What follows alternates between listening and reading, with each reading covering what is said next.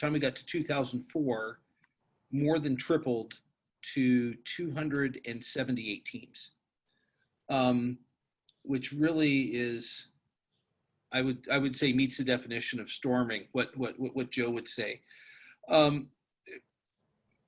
When I talked to a lot of you guys, you felt from a kind of a rules perspective, by the time that you got 10 years under your belt, which would have been 2001, things had really kind of settled down and kind of gotten into a groove, into a well-oiled machine. But, now you're having this influx in just this 7-year period of tripling in size. Tell me just a bit about the environment at the national meeting, the environment, when you would run into other coaches. I mean, there'd be schools, I'm sure, that you never even had heard from that were now part of the ACHA. We haven't mentioned one person that was very much a part of the growth during that period, and that's Josh Brandwein. He left the ACHA, I think, in 2004. In fact, I don't know if Al remembers this, but I was at a tournament in Iowa State, and I think it was a national tournament, and Josh had within that day decided to take another position someplace else. And I remember a couple of the board members coming up and asking if I'd like to be president for now. And that's when I took over the ACHA as the president. But I think Josh was a very good organizer, a very good communicator, and I think and a very good coach. And I think even though he excelled in his coaching, he probably excelled even greater in his ability to motivate people. He did a little bit of reorganization of the ACHA when he moved to coach at University of Delaware during that earlier time in the late 90s. But I think Josh Brandwein was really the instigation to the expansion of the ACHA. Again, as you said, threefold. Just jump in. That's who I originally submitted the proposal to, and Josh took it to the board, obviously, but he was always a champion that I could turn to, someone that I could talk to, and he was really just pro getting the women's division, and I really appreciated it at that time, because it was a little overwhelming, honestly, because at that time there was probably 160 men's teams, and he always just had my back, which was cool.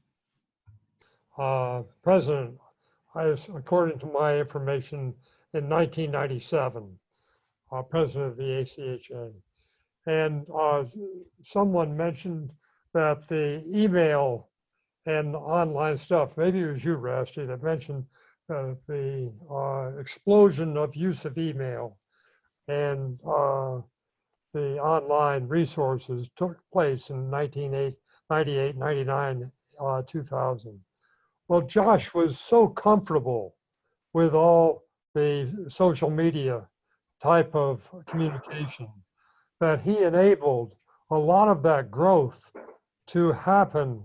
I know I was an old paper and pencil person, and here Josh was letting teams sign up, getting copies of the policies and procedures manual, and doing all the access provision kind of things in a way that was so easy for teams to register and to participate in the different elements of the ACHA program. So I just think Josh was the perfect person for that time. And then, of course, Marshall's work beginning in 2004 just stabilized and gave continuity and strength to the organization as it continued to grow steadily right on up toward 2020. So I just think we've just had some excellent leadership along the way. It was important that Josh came from the ACA. He was, his senior year was the first year of the ACHA. He played for me at Penn State, and so I think he understood the organization. He was loyal, passionate about it. You know, and as everybody on here has mentioned, it was legitimacy that I think enabled me and Craig and Dan and other coaches, you know, Marshall, Dawn, when, you know, you could go to talk to kids and suddenly they would listen, right? And sorry to rewind it a little bit, but I do think that the fact that we got involved with the American Hockey Coaches Association was critical. And Al, you may remember this, Sean Walsh, who was the national championship coach at Maine, came in and spoke to the HCA board. He was in our corner. And that, again, it was legitimacy. He came and spoke to the ACHA coaches at our conference.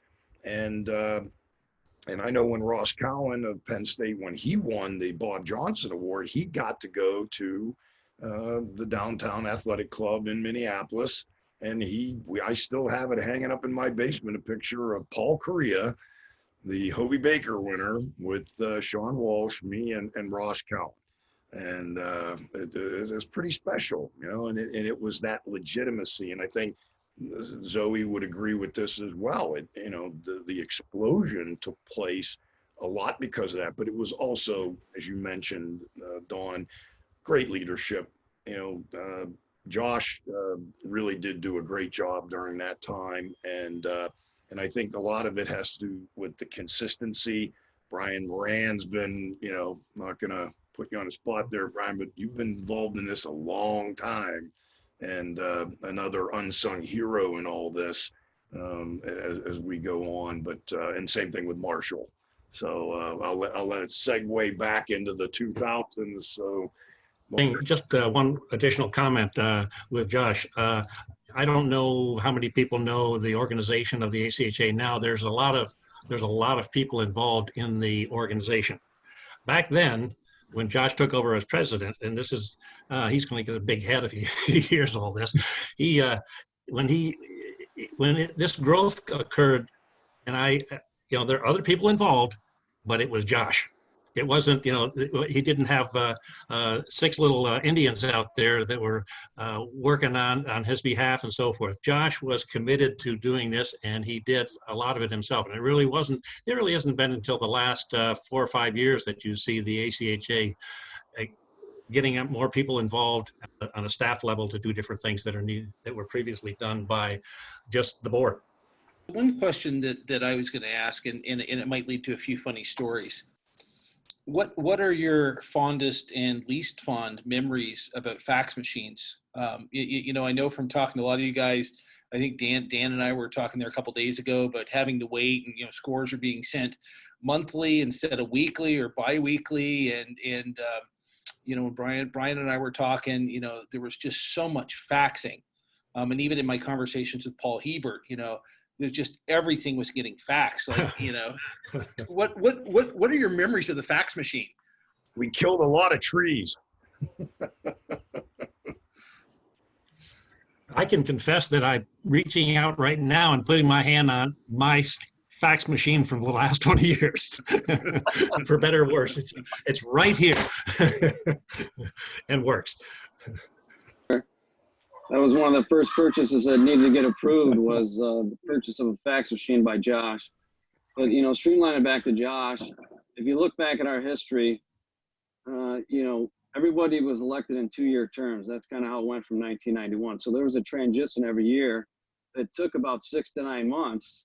You know, as you elected a new treasurer, a new secretary, a new president, and the address of the organization went from whoever that president was. So, you know, went from Al, then I went to Joe, then I went to Leo, then I finally went to Josh. Josh was the first guy that served more than 1 term. So he ended up serving 7 years when he finally left the ACHA. But that was really where the transition was for some consistency.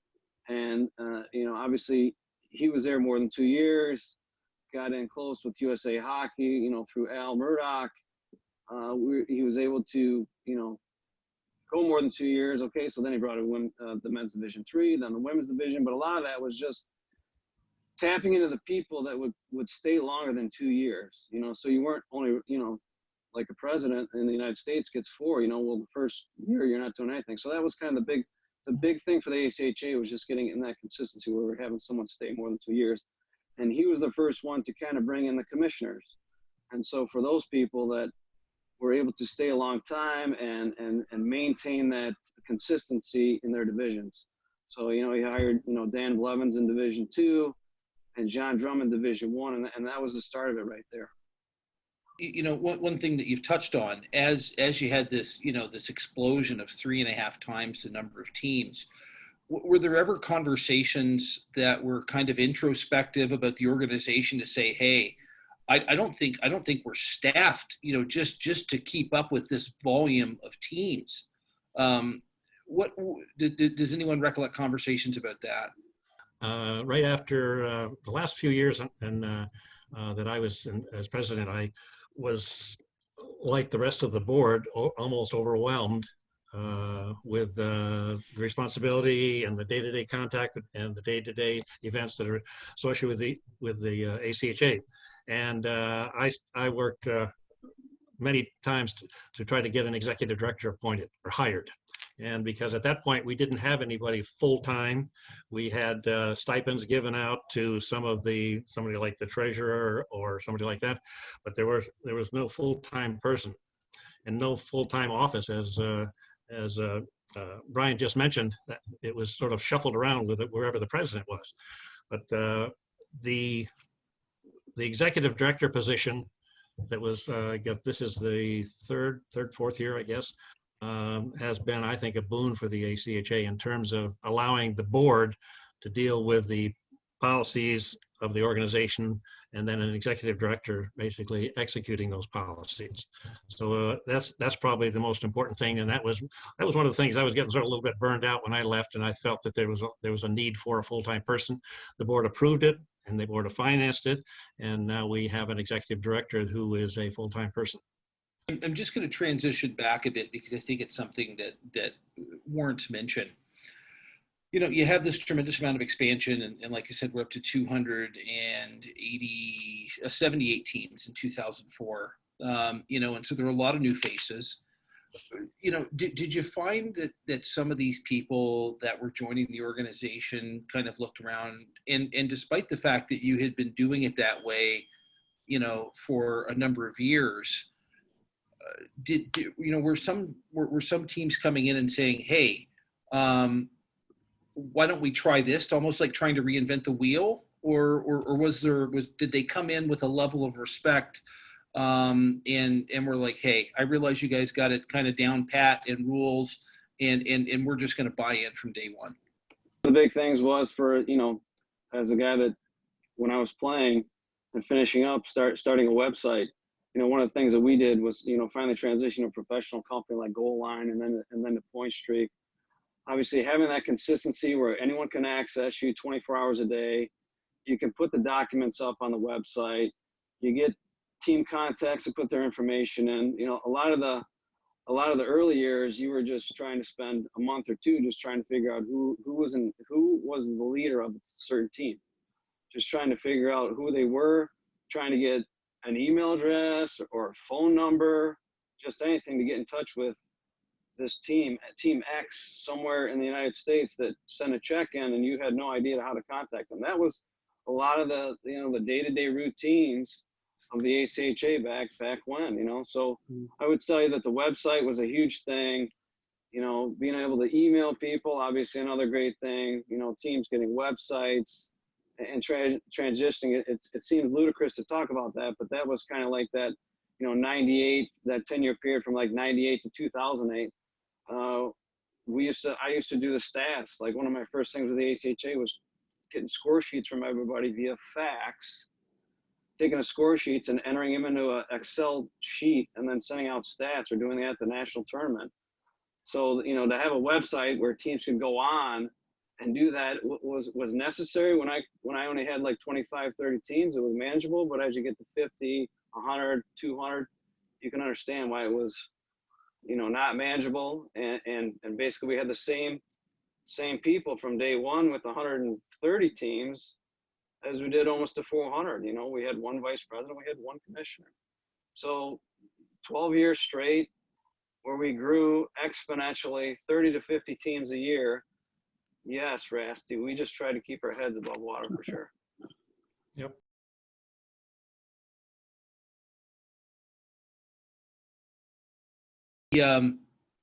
Al, I'm gonna bring you back into the conversation. I know that the opportunity arose, and I'm gonna let you talk a little bit about that. But the World University Games, and some of you other guys too, maybe can just talk about the opportunity that provided for the student athletes in the ACHA. It's another one of those events, especially going to the national meetings, where if they saw me coming, they knew I was going to ask for something in addition to what we already had. But there were some pretty sharp guys too that would say, hey, we can get Murdoch doing this and that'll increase numbers, and they keep their insurance coming through USA Hockey. You know, it was a win-win deal. So it was one of those deals back in 1999 where John Beadle and Art Birdland were coming down the hallway and they weren't avoiding me, and they pulled me off to the side and say, hey, you've taken a lot of Iowa State teams overseas. And I did that with the Iowa State teams. I try to promise them every 4 years we'd go someplace internationally, Australia, China, Europe. They say, why don't you take a team to the World University Games? I said, okay, sure. This is 1999. I said, when is it? Oh, in 2 weeks. I said, I'm not sure we can pull it together that quick. How is that funded? Well, that's up to you, Al. So we waived on doing it in 99, but in 2001, we bid into it. And I was able to, finagle some money through the USA Hockey Foundation. I said, hey, these guys, they're poor students. If they have to pay all the money on their own, it's too much. So I was able to get $50,000 from the USA Hockey Foundation to help fund the trip in 2001 to Poland. And I had no idea what the heck we were getting into, because there's 8, 10, 12 countries, represented. And I watched them practice and I thought, Jesus, some of these guys are pretty darn good. And why are there 5 guys on the Russian team or the Czech team? They're all wearing the same colored jersey from their pro team back home. How's that happen? Well, it turns out that's what it was. And as I talked to the Russians, of course, I'd say, so you guys go to school? This is the World University Games. They said, school? Oh yeah, internet. And they spin their laptop around and they had porno on the internet. That was their education. Well, we had the gall to go in there and beat the Russians in 2001. And it still goes down in my books as one of my favorite games ever. And players played with a lot of heart and soul, and got outstanding goaltending. It was just one of those special times. So we broke the ice. So then they couldn't say no to us going in the future. So after that, of course, Murdoch makes up these damn rules. Well, let's get more ACHA coaches involved. Let's rotate the head coach and assistant coaches every 2 years. So Joe Batista was that guy going the next go around. Man, he put together a good team. He did all his systems. He did all of his video, played extremely well, probably played a lot better than we did 2 years before, but lost a few close ones by a goal. Third games, 2 years later, Chad Castle, head coach, Illinois. And 2 years later, Joe Augustine, head coach. I look at these guys, Dave Debo, and I start looking at them, and they've got damn good backgrounds where they played college hockey, they played pro hockey. Scott Balboni, Sean Hogan, holy cow. And some of my players that played on the 2001 team that I had coached came back, and it inspired the rest of the team. It really did. And then being able to have that opportunity to coach the 2003 team and having Josh Brandwein and Chad Castle as my assistant coaches. I can tell you a funny story there. Luke Carlson from Illinois.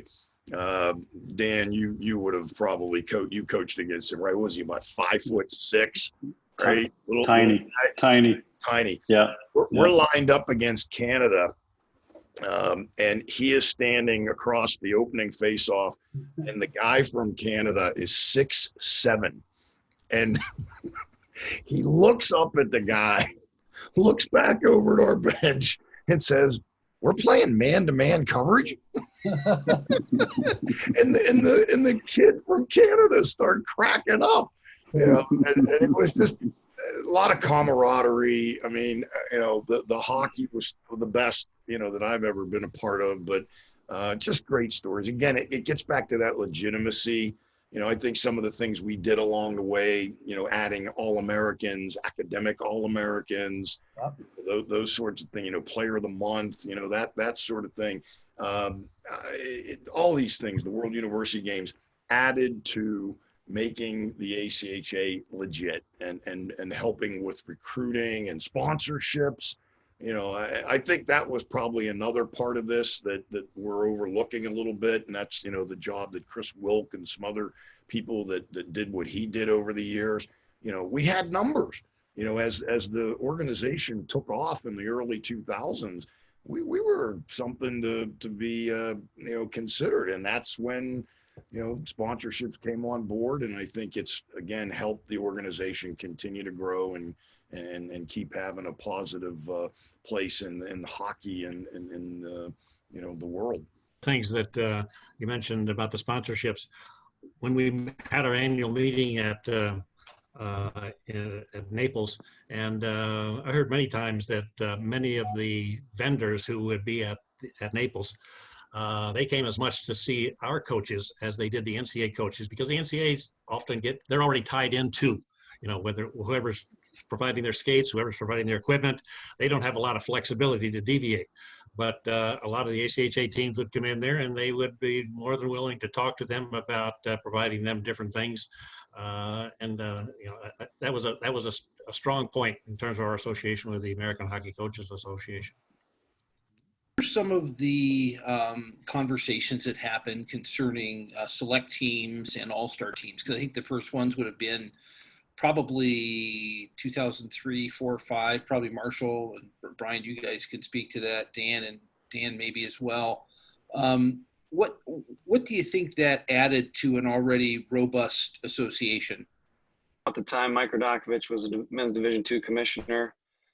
People were looking to expand upon opportunities from this World University Games. And obviously we had, other divisions that wanted to get in on this. So there were all-star games at the divisional level, national tournaments expanded. Division II was the first one to start their select team. And then they started going every other year with the Division III team going. The women were involved. They were brought in at the university games. They've gone 5 times now, and the men have gone 10. But all these opportunities obviously are great things for the ACHA. We've expanded upon it in Division I, Division II. We did showcases, showcases that Mike Radokovich did. We did those for, 10 plus years, bringing teams across the country together. Those things, all helped out over the years. And those are still things that when I go to national tournaments and I see the guys that come back from the World University Games, and they're playing at the national tournament, just the level they play, no matter what, because they are playing against professionals over there in those tournaments, their level has been raised another bar as well. And they will never forget those experiences. I had an opportunity to travel with Mike Radokovich and actually Paul Hebert as well over to Europe with some of those, with one of those teams at 2 different occasions. And that was probably, in terms of a hockey experience away from playing, was probably the most rewarding experience that I've had in hockey. It was like 10 days, 6 games, 5 different countries, a lot of camaraderie, a lot of fun, and we were really, this U.S. team that would come over there, they would really be treated royally. Really exciting hockey and actually good hockey. Teams did very well. I might also mention that Rick Kaminsky was involved with this as well as the Division III level, and he was involved in putting on the All-Star team that would select the teams that would go at the Division III level for the European trip. As this is going on, as we've talked about, in a tremendous amount of expansion. You have 4 in 2004. when Josh Brandwein was stepping down. You had men's D1, 2, and 3, women's Division 1. Very shortly after, you're going to have women's Division 2. And maybe Marshall and Brian can speak a bit to this. My recollection is that Division 2 decided in 2005 that they were going to step forward and broadcast the national tournament, just I think on audio. But what do you think that added already to just the national tournament experience? Hey, Rusty, I thought you should probably talk about that, because you were always involved with the from Liberty, and same thing with Penn State in terms of the broadcasting of the games and so forth. It's amazing the advancements that have been made in the ACHA in terms of putting those games out there on the internet and broadcasting the audio. Opened it up to so many other people, right, to get a chance to see the brand and understand the quality of the play. And I know Steve Penstone enjoyed the times that he was involved, and again, just one more thing that added to the legitimacy of the organization, and just got a chance to showcase different levels. That there was a place. That was the big thing to me, is like, there is a place for just about everybody in the ACHA now, right? Some opportunities that kids, wouldn't have had back in the 60s and the 70s, and even the 80s. Now they're all getting this opportunity to, wear a jersey of their school, represent in a much more, sophisticated way. Again, the whole idea when you thought about club hockey back in the day was, you visualized a bunch of people getting together, throwing a case of beer in the trunk of a car and going off to play hockey. And that's not the case anymore, right? And again, I don't mean to get too emotional about it, but look at the thousands and thousands of lives that have been positively affected by all of us. And that's pretty cool. It really is. And hey, we had some intense rivalries back in the day, and I've always said that best thing that happened to our Penn State program was Craig McCarthy at Ohio University, because he raised the bar, and Dan continued that. And, I keep thinking, I always use this, great champions are made by great rivalries. And, we have some great memories, and just amazing now to see the kids, that we all coach that still communicate with one another. Yeah. That's just awesome to see that, and be able to relive some great memories. Appreciate that, Joe. I think what was interesting, I don't mean to go back, but was in one sense, going back through all the rules, we had to agree on all the rules. And in one sense, we were competitive. In another sense, we kind of needed each other as strong programs to sort of compete at that level, to showcase. It's like, well, who do you play? Well, we play Iowa State, we play Penn. Oh, you play those teams. And so I think that's, kind of as you put it, raising the bar, but you needed the other teams there to have that bar raised at that competitive level. Yeah, and I think you saw it. I mean, I always look at Greg Powers. To me, he's somebody that we all should be very proud of. He played in the ACHA, he coached in the ACHA, and now he's the head coach of Arizona State's NCAA Division I program. That is so cool that, I think he showed the quality of the guys that have, and the gals that are a part of this. We've got some pretty doggone good hockey people involved in this, and it's just exciting to see all that.